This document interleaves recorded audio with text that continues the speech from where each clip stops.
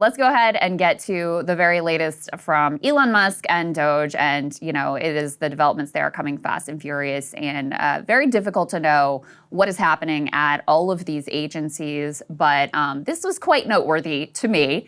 The White House press secretary was pressed about Elon's many conflicts of interest.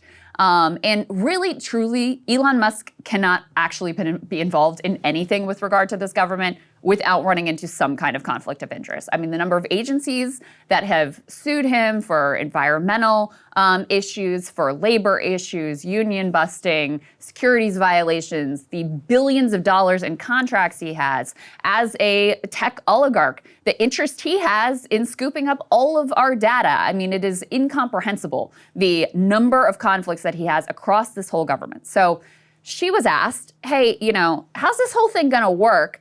And basically acknowledges that it is on Elon Musk himself to self-police any potential conflicts of interest here. Let's take a listen to what she has to say.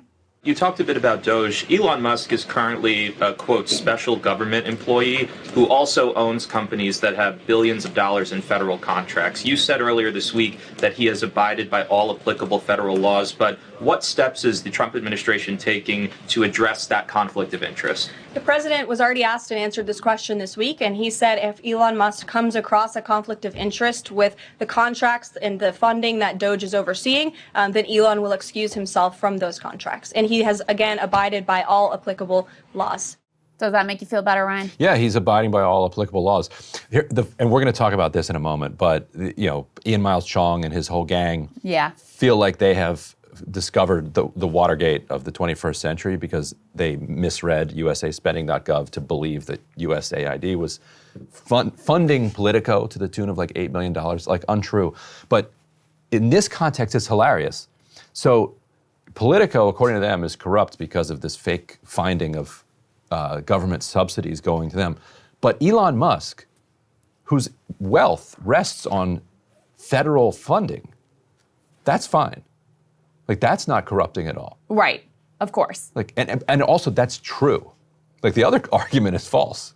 Like, in this case, he really is getting funded. Like, he's a government contractor. Yeah. Like, that's his whole thing. And he's not only, obviously he's a government contractor. He gets some $15 billion in taxpayer dollars every year. Like, it's a preposterous amount of money that he gets from the U.S. government. He also has many foreign entanglements, a lot of business in China, for example. So, just everything that he touches is inherently a conflict of interest. And yet, it's fine. He's gonna, if there's anything that he's conflicted on, he'll let us know. He'll get back to us on that. No big deal. Don't worry about it. Yeah. There's so many developments here. Let me go ahead and put this up on the screen. So this is an important note. USAID obviously has been a major target of Elon and DOGE and the right, et cetera. There was backlash against the defunding of this one particular program to combat HIV. It's a George W. Bush era program. It's been, really successful, important to the health, they say here, of more than 20 million people worldwide, including 500,000 children. And since there was a backlash, Marco Rubio at the State Department issued a series of memos that say basically, like, we're giving an exception. The foreign aid freeze does not apply to this.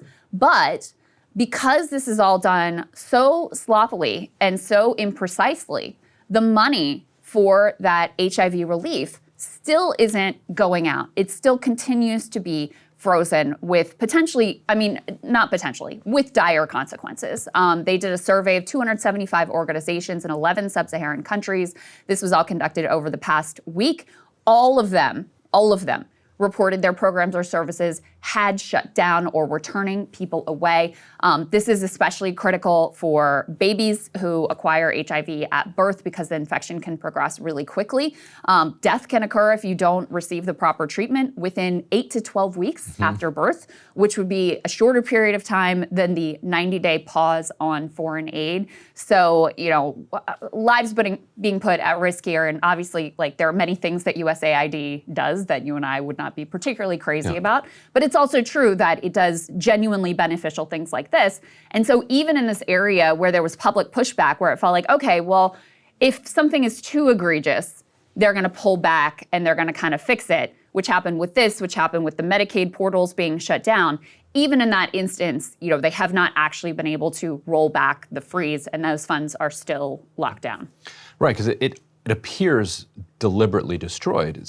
What's going on here is that and as the Times lays this out, the government sent out stop work orders to everybody doing work that had any connection to this money, and so they stopped the work.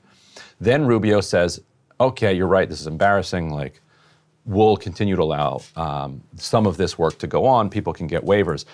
And so they issued memos saying some work involving HIV treatment can continue or going on, or HIV testing can continue going on. But a memo like that is not what these organizations need. The organizations need a full-on letter that says this particular program is back on, and here's the money. They also need to send the money, obviously. And they haven't done it. So now they sent a superseding memo that tried to clarify a little bit more that, yes, some of this work actually is okay. So what they're doing is they're shutting everything down and then trying to rebuild it from the ground up where they believe that these are the okay things that they're doing. Right. Which A, is not legal. Like, Congress has authorized this PEPFAR program. Right. And that's it. Like, Congress has authorized it, directed it to Elon be spent. Musk, whether he likes it or not, does not get to decide. Supposedly. Not legally. Yeah. And so, because they're being so nitpicky about what's okay and what's not, nothing is getting going, like zero. So then Rubio said, well, it sounds like these are incompetent organizations who can't figure out how to get waivers, or they are deliberately sabotaging their programs so that they will derive some political benefit and embarrass us. But what these organizations are saying is that their waivers are being sent to staff who have been furloughed. Right. They furloughed, we posted the memo yesterday, almost everybody in the implementing agencies. Their emails don't work anymore.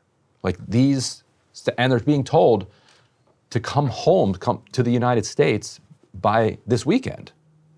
So who's going to approve the waiver? So it's either the most idiotic Kafkaesque arrangement ever, or it's quite obviously just designed to throw a wrench in it and break it. Right. Because it's anybody who thinks it through would be like, okay, yeah, actually we do need employees to be able to approve the waivers if we want waivers to be approved. Like, right. We're not talking like sophisticated bureaucratic understanding here. Some people do need to exist to be able to and the email process the waivers, the email shouldn't unfreeze bounce. the funds. Yeah. Yes, exactly. So that's what's going on at USAID. But they have expanded their reach through a variety of other agencies, some of them deeply troubling and, really important to American lives as well. You can put B2 up on the screen. So they have reportedly breached the Centers for Medicare and Medicaid Services, have gotten access to key payment and contracting systems there. The DOGE representatives have been on site at the agency's office this week. The people said they're looking at the system's tech as well as the spending that flows through them with a focus on pinpointing what they consider fraud or waste, which that's an important line because so far the things that we've been given as examples of fraud or waste are either just completely invented or they're just things that the right doesn't like, but were in fact, properly authorized, et cetera. That's been their definition of fraud or waste.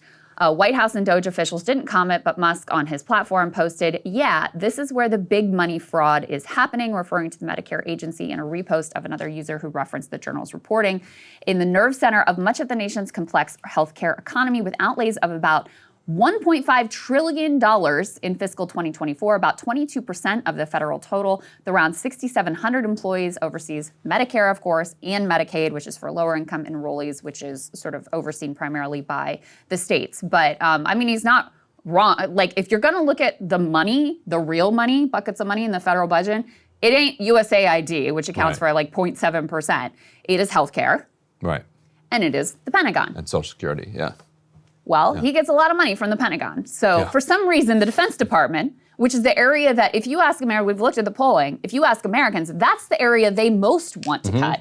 For some reason, that has not been tackled whatsoever. But going after healthcare, going after, HIV treatment for poor kids in Africa, going straight to the pipes of the Treasury to shut off, to attempt to, mess with or shut off any funding that they don't agree with there, that has been very much on the table. Yeah, and just to underline it, the point, this is not PEPFAR is not about USAID. I've been a long time consistent critic of USAID and its role in toppling governments and building up fake civic society, et cetera. PEPFAR is a separate program started by George W. Bush, which one of the implementing agencies is USAID. It could be implemented by other agencies. Right now, USAID is essential to getting it out. Some numbers from an NGO source said that about 220,000 patients visit PEPFAR-supported clinics every day. Wow. So, and there are about 20 million people who rely on this treatment. And so this is treatment that, if it gets disrupted, causes long-term implications for your disease treatment. Yeah. And if you don't care about Africa and you don't care about American soft power, you can also understand that that treating it poorly, risks creating all sorts of viral mutations. Right. There is a selfish reason for the U.S. to be concerned about disease prevention and treatment in Africa, even if you don't care on humanitarian grounds at all about Africa or anybody else outside of your family or your country or whatever else. It actually does have potential impact back here. Well, the other thing I've been thinking about is, first of all, Congress authorized USAID as an independent agency. Again, it is illegal to just shut down USAID, even if you're saying, oh, we're just going to put it under the State Department. No, it was authorized specifically as an independent agency, and it would, if you're going to follow the law, require an act of Congress to do something different with that. So that's number one. Number two, I find it so silly to think that if the goal is to put USAID under the State Department, that it's going to do less of the meddling and regime change stuff. I mean, even the way Rubio talks about it, he's like, it needs to align more with U.S. foreign policy, American interest, which to me reads like, actually, we want to get rid of all this MB-PAMB, humanitarian, help the kids with AIDS. We just want to do more of the directly meddling and trying to secure the mineral resources and supporting the quote-unquote freedom fighters, as Senator Chris Murphy was talking about. Yes, exactly. Rubio saying that the USAID's functions will continue but be directed America first. It was so revealing. In a drop site piece on Monday that we wrote, that touched on the Romanian election. So we previously, and we reported on this show as well, reported on USAID's and the State Department's role in basically annulling a presidential election in Romania. A totally insane story. Totally insane story. The candidates that the U.S. was supporting there were the establishment candidates. So does America First exploitation of USAID mean that it would be the populist right candidates that we're supporting? That's what makes me nervous. Right. That we're not going from, okay, we actually are now supporting the sovereignty of every country. And whoever you elect, whether it's somebody we like or don't like, that's for Romanians to decide. We're not going to go and interfere with your election. That would be my preference. Right. Let people decide. Right. But is Rubio saying, no, actually we'll come in and USAID will be supporting the right-wing populists? Yeah, well, and also, I mean, Rubio, very hawkish guy, especially when it comes to Latin America. Never seen a coup or regime change operation there that he didn't like, right? Yes. So, this guy was all about Juan Guaido, et cetera. Yeah. So Still I don't think probably anyone is. should feel like USAID is going to be more to their liking when it is more directed by the State Department versus as it is currently as an independent agency. There's a bunch of developments too. Probably the most important piece of this is their infiltration of the Treasury Department, because that is where the payments that, all $6 trillion that go out from the federal government, that is where the bones and the pipes of that operation. I mean, they were savvy enough to know, this is the place we need to go. And so there's been a lot of dispute about what exactly they've been up to there. There were claims made to reporters that the DOGE apparatchiks only have, quote, read access, which is, by the way, troubling enough. There's a lot of damage that can be done just with read-only access, but we now have confirmation that that is really not the case. Let's put this reporting, B2B, up on the screen here. We've got Talking Points memo, has some sources inside the Treasury Department. They've broken a number of stories here, but they say specifically a DOGE worker named Marco Elez, who has admin privileges on Treasury systems that control 95% of government payments, including Social Security checks, tax refunds, has already made extensive changes to the code base for these critical payment systems. And these have been implemented too. They weren't, it wasn't in some test environment. They've actually gone in and messed with the system according to this reporting. And in addition, they said what it looked like this individual was doing was either trying to make it easier to freeze or shut off payments and potentially to make it so it's harder to track what payments have been messed with, have been frozen. So again, just a brazen violation of the separation of powers. Power of the purse belongs with Congress. And you've got these sort of unaccountable young dudes running around doing what they want to do. There's also New York Times reporting this morning that backs up some of this. This just broke literally this morning. They say, in the days after President Trump took office, as Elon Musk's team began pressing for access to the Treasury Department's payment system, officials repeatedly said their goal was to undertake a general review of the system. They said they would observe but not stop money from going out the door. But emails reviewed by the New York Times show that the Treasury's chief of staff originally pushed for Tom Kraus, one of those DOGE acolytes, to receive access to the closely held payment system so that the Treasury could freeze USAID payments. In a January 24th email to a small group of Treasury officials, the chief of staff, Dan Katz, wrote that Mr. Kraus and his team needed access to the system so they could pause USAID payments and comply with Mr. Trump's January 20th executive order to halt foreign aid to the extent permitted by law. This is the quote from the email. We would like to implement the pause as soon as possible in order to ensure we are doing our role to comply with the executive office. So increasingly getting confirmation that, they have been going in, they have been messing with the code, they have been at least planning to freeze payments, et cetera. Yeah, Nathan Tankus, TPM, these early reports are being vindicated. Yeah. Wired has also done really great reporting because they have all these tech sources. Yes. So they're sort of outside DC, but they have all this insight into this tech world. And so they've broken a lot of stories with regard to DOGE. And some of it is also random. It looks like, TPM, Josh, over there, just happened to know the people in the right place. Mm-hmm. That's the thing. He's been doing this for 25, 30 years. And clearly somebody he's buddies with or something over the years happens to be in the room. And so that has enabled these independent journalists to scoop the mainstream press, like New York Times and others, who very strategically focus their sourcing on the people closest to Trump or Biden or the Treasury Secretary. But when Musk is going around them and going to the bowels of the building. And you're talking about these sort of just mid-level civil servants bureaucrat, who happen to be your neighbor. And now all of a sudden, they're in a political position that they weren't in before.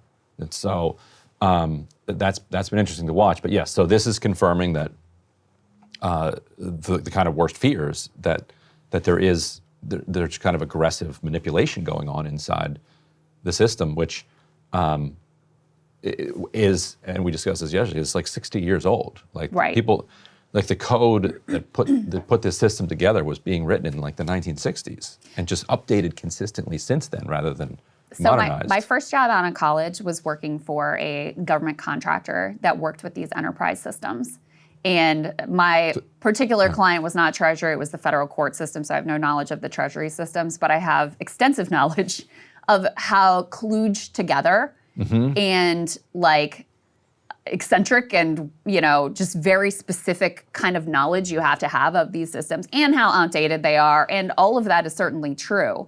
But yeah, you have a few individuals who will be in place who will know all the quirks and the ins and outs of these weird systems. I worked on the help desk there for quite a while, so I was getting all the incoming problems. Why won't this happen? Why won't that happen, et cetera? You got to go in the back end and search and figure out what the hell is going on, how these systems fit together, et cetera. And so I like have a sort of visceral understanding of how brittle and how quirky and weird and outdated a lot of these systems are. And so if you're this, hotshot kid coming in thinking that you know everything, and I think you see this a lot from the business world too, where people who are successful in the business world think that they know everything about they can just drop in and like do a way better job at anything. But certainly these systems could use an upgrade. They could use some increased levels of efficiency. But if you're just going in willy-nilly and messing with it, you are risking total catastrophe. And that's just one of the risks here. I mean, risk of total catastrophe, the whole thing breaking down, tax refunds not going out, Social Security checks not going out, Medicare not going out, the U.S. not meeting its obligations and having some sort of a default. You've also just got there's clear, we're going to talk to David Dayan more about the legal pushback here. We have privacy laws in place that say you can't just have random people accessing, all of American Social Security numbers as an example. There's really specific sensitive protocols that you're supposed to follow that don't appear to be followed here as well. And then the key, what really makes this, I would say, even beyond a constitutional crisis is you don't just there's a reason why Treasury just is the clearinghouse, right? The payments the appropriation is made by Congress. The agencies say, okay, this is how we're going to go about executing the wishes of Congress. And then Treasury's there to make sure that the checks are actually going out.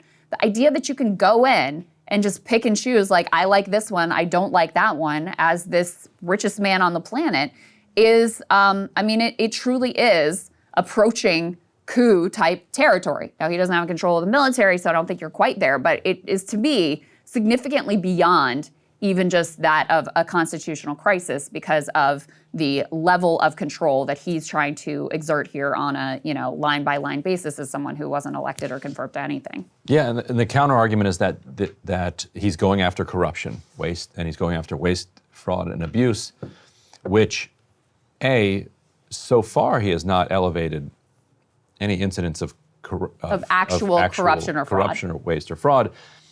Which would stand to reason, because the way that you would find this waste, fraud, and abuse would be to, find out where the money went and investigate the people who got the money. He's not doing that. He's looking at how it's getting sent out, and then he's just looking at the names of people getting money. Like Mike Flynn was circulating a spreadsheet where there's a bunch of Lutheran service organizations were getting money. And they're like, aha, look at this, corruption. Right. It's like, well, these Lutheran organizations actually do a lot of implementation of like Medicaid, of getting Medicaid payments out to providers.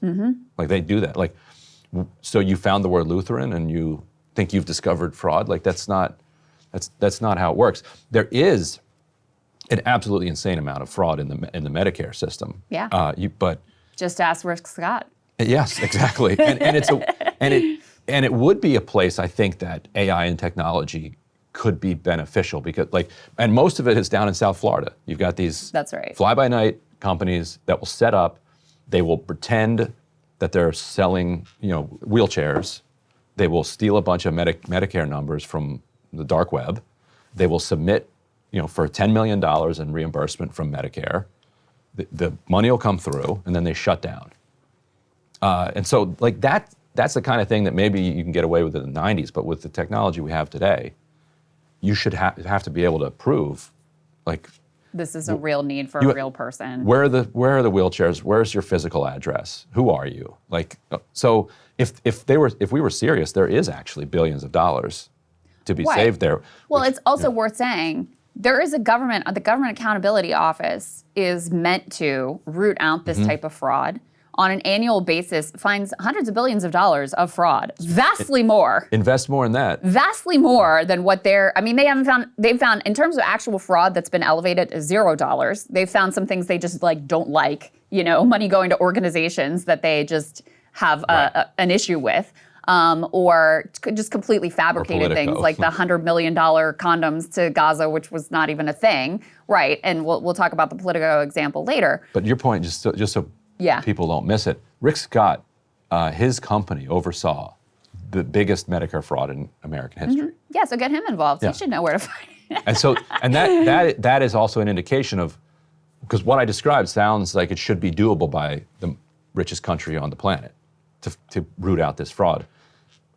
But you're getting way up the river. Like the amount of money being made on this puts you in rooms where people have the power to stop that from happening. So why isn't the GAO getting more money? Why aren't the IGs at the HHS getting more money? Why isn't the FBI being directed there instead of wherever the hell the FBI is being directed?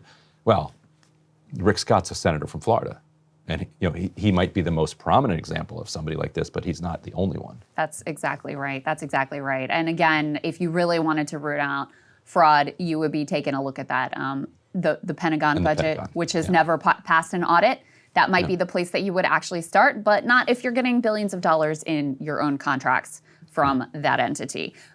Just to continue on here, so they've busted into the Center for Medicare. They also put B3 up on the screen, have gotten access to NOAA. That's the National Oceanic and Atmospheric Administration. Why should you care? Yeah. That's right. Well, why should you care? Because if you like to know when hurricanes are going to hit in your area, or what the weather is going to be like tomorrow, you may appreciate the work that NOAA does. But NOAA has long been in the sights of conservatives because they don't like that that climate change is real, and the NOAA data proves that to be the case. They don't like that. Project 2025 took aim at NOAA in particular. They describe it as harmful to U.S. prosperity for its role in climate science.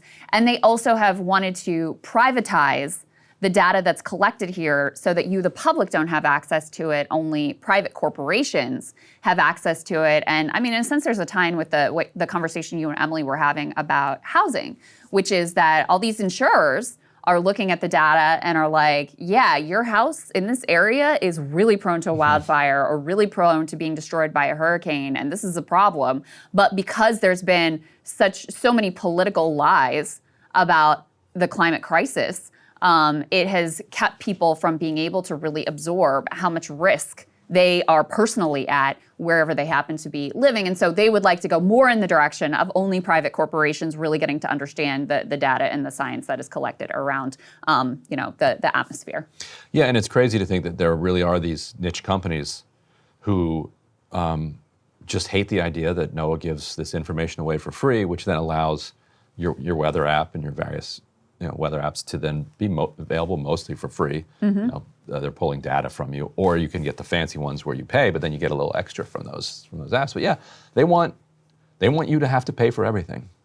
Yeah, that's exactly right. Sagar would agree with me on that one, I think. He's brought up NOAA himself before, so yeah, I think he'd be on board with that. Let's put B4 up on the screen. The GSA is the General Services Administration. They basically keep track of all of the kind of like hard assets, including real estate, of the federal government. And so they received a message from DOGE saying that they are trying to terminate the leases on many of the federal offices nationwide to cut back the real estate budget by 50%. Kind of goes against the whole idea of everybody's got to go back to the office, because actually already some of the office space has been let go because you had a post-COVID shift away from everybody being at the office all the time. And so, they're wanting to strip this back even further. And, I wouldn't be surprised to see if some closely connected people are able to benefit from some of these sales, some potentially below market possibilities here. But this is another DOGE effort to just come in and slash and burn. And then the last piece we have for you, well, we got two more pieces for you. One is they are trying to move to a system where their communications within DOGE would not be subject to FOIA requests. So we can put B5 up on the screen. This is another one of these kind of outsider outlets that was able to get this scoop. This is 404 Media. They say DOGE employees ordered to stop using Slack while agency transitions to a record system not subject to FOIA. This is a little bit, there's like different reporting requirements if you're, right now DOGE is under the Office of Management and Budget. If they were to report directly through the White House, then they're subject to different records requirements. Ryan, you could probably speak to this better than I can. And so they want to say, no, actually, we're just reporting to Chief of Staff Susie Wiles. We're just under the Office of the President. That's who we're advising. And so then we would come under, what is it called, like the Presidential Records Act, which doesn't allow you to FOIA anything until, years down in the future. So just an effort here to make sure that there is truly no transparency about what's going on there. Right. In order to stand up their DOGE committee immediately, they took over a digital committee that Obama had set up, which had been under OMB. And in the executive order, he said it's not there anymore. Now it's over at the White House. And a lot of lawyers are like, well, that's not how it works. You can't just, you actually have to go through a serious process to rearrange that. Yeah, you don't get to just say I don't really want to be subject to FOIA anymore, so we're just not going to do that. But they probably can, and they will. It's ironic that the Twitter Files guy, the dude all about transparency, is now seeking to undermine it. And then separately on the GSA thing where they're canceling all the leases, that's another speed run through his Twitter takeover. The first thing he did was get rid of a bunch of leases, break the leases, stop paying, make them sue. And going back to the idea of the random connections you have, I've a whole bunch of neighbors who are federal workers, and they're being asked to come in. And what they've said is that over the last several years, in order to save money, their agencies have downsized their offices. So now it's more like, all right, what kind of office size would we need if people came in 2 or 3 days a week? And we would need shared workspaces and more where communal people don't places. necessarily have their own space. You come in, you grab whatever cubicle's available, with an assumption that only maybe 50% of the workforce will be there on any given day. And so now that they're saying, okay, actually everybody's back for 5 days, we're like, we need to go get a bigger office. And if that's what they want us to do, to have that coupled with actually we're getting rid of all the offices, it's like, wait a minute, I thought we were coming in. Okay. Coming in to where exactly? Yeah, that is all very accurate. I live out in King George County, which is about an hour and a half from here, is the town that I grew up in, and it's based around the economy there is based around a naval base, but it's mostly civilian scientists who work there. But then it also is the type of place that during COVID, when people were able to get these flexible work schedules, suddenly, if you're commuting into DC an hour and a half a day, plus traffic makes it a ridiculous, miserable commute. You can't really do that 5 days a week.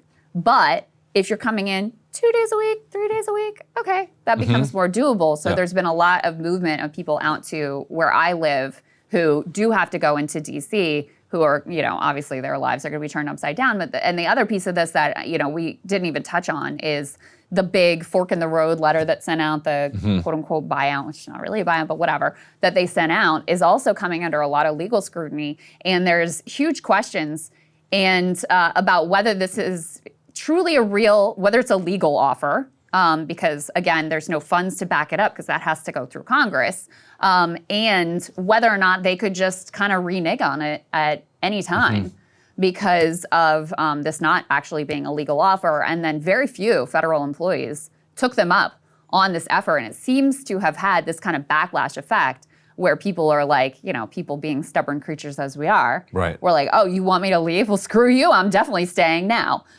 So it's, so that piece is going on as well. Last on the politics of this, we can put J.D. Vance's tweet up on the screen here, which is interesting for a variety of reasons. But anyway, he says, quote, no one voted for Elon Musk. They did, however, vote for Donald Trump, who promised repeatedly to have Elon Musk root out wasteful spending in our government.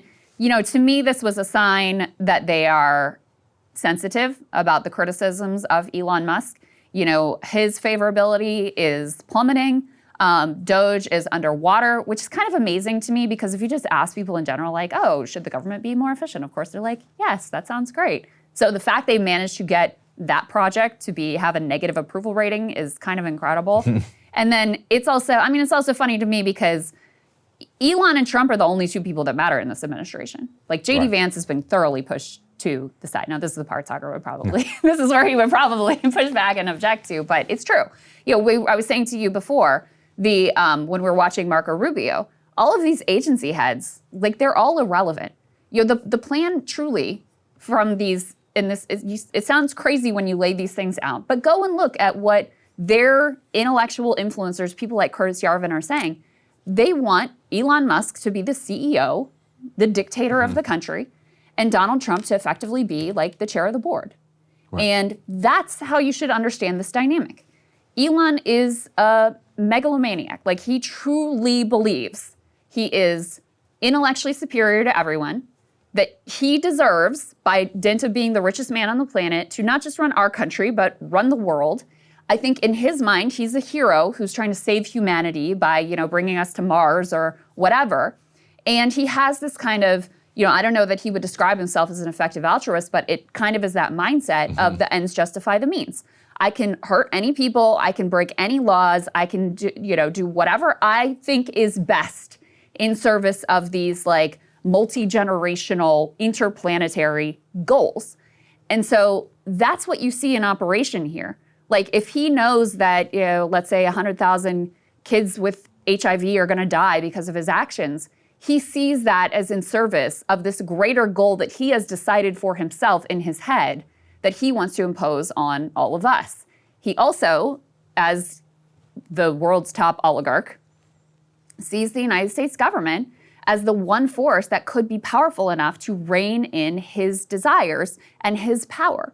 So, when we're talking about there's a risk of him breaking things, like for him, that's a feature, not a bug. The United States government not functioning and people, suffering, people being more poor, people being less educated, those are all things that benefit him personally because, number one, it makes people easier to control. Number two, there's actually a YouTuber who pointed this out. He's obsessed with this whole birth rate thing and talks about how people who are poor and less educated have more kids. So it also solves his problem in terms of, I want people to have more kids if you are poorer and less educated. And so, if you go and read these guys and their philosophy, and like I said, Curtis Yarvin is one of the, primary influencers here, they want a tech feudalist society with a CEO king and the end of democracy. And that is, in fact, what we're witnessing here, step by step, is Elon Musk himself trying to take control of the reins of the federal government and be able to control the spending and have it just go out and take control of the agencies that are most critical and have it run according to his whims, ideologies, and wishes. Yeah, and the scale of the investment that he needs to achieve that long-term vision requires the U.S. government to invest a significant amount of its money in that direction. Like, if he's going to go to Mars, right? Like, you need the American federal government, like, printing the money to make that happen. And by the way, he was able to get Trump to install his choice for Secretary of the Air Force, who had previously been influential in getting giant SpaceX contracts, for Elon. So in all the areas where he wants things to happen, they are happening according to his wishes. Now, there is a legal pushback that, like I said, we'll talk to David Dayen about. And I do think, at some point the state probably reasserts itself against this oligarch. But, how much damage is done between now and then? Right. And when is that going to actually happen? And in the meantime, I think J.D. Vance is playing the long game where, like, he is currently in the pole position to take over the Republican Party in the absence of Trump. Yeah. But there's obviously a lot of competition, Don Jr. and plenty of others. And Elon Musk will be a kingmaker unless he's in prison by then or something. But along this trajectory, he can make or break, the next chairman of the Republican board. And so J.D. Vance, I think you're going to see him linking himself very tightly with Elon Musk in the coming years. And J.D. Vance has, close ties with Peter Thiel, who's, tied into this whole world as well. I mean, he was put in there very intentionally as well. But yeah, I mean, the real figure at this point is Elon. He is the, previously when I was reading these guys, I thought they were thinking of Trump as the CEO king, but they actually weren't. They're thinking of Elon, who's the Trump's real. Too much of a wild card anyway. Trump is too much of a wild card. Trump is not ideological in the same way, so he gets to be over here doing his, whatever things he's interested in. Immigration, tariff threats, quote unquote, turning on the water in California. Like, he gets to go over and play with and go golfing and do whatever he wants to do. And meanwhile, Elon is actually, taking the reins and going forward with what I think you can truly describe as a revolution. Yeah, which he continues to call it a revolution accurately. Yeah, that's which makes our whole what about FOIA seems so trivial. Completely. It's like, completely. Yeah, no, that's absolutely revolution right. will not be FOIA'd. It's absolutely right. Hey, if you like that video, hit the like button or leave a comment below. It really helps get the show to more people. And if you'd like to get the full show ad-free and in your inbox every morning, you can sign up at breakingpoints.com. That's right. Get the full show, help support the future of independent media at breakingpoints.com.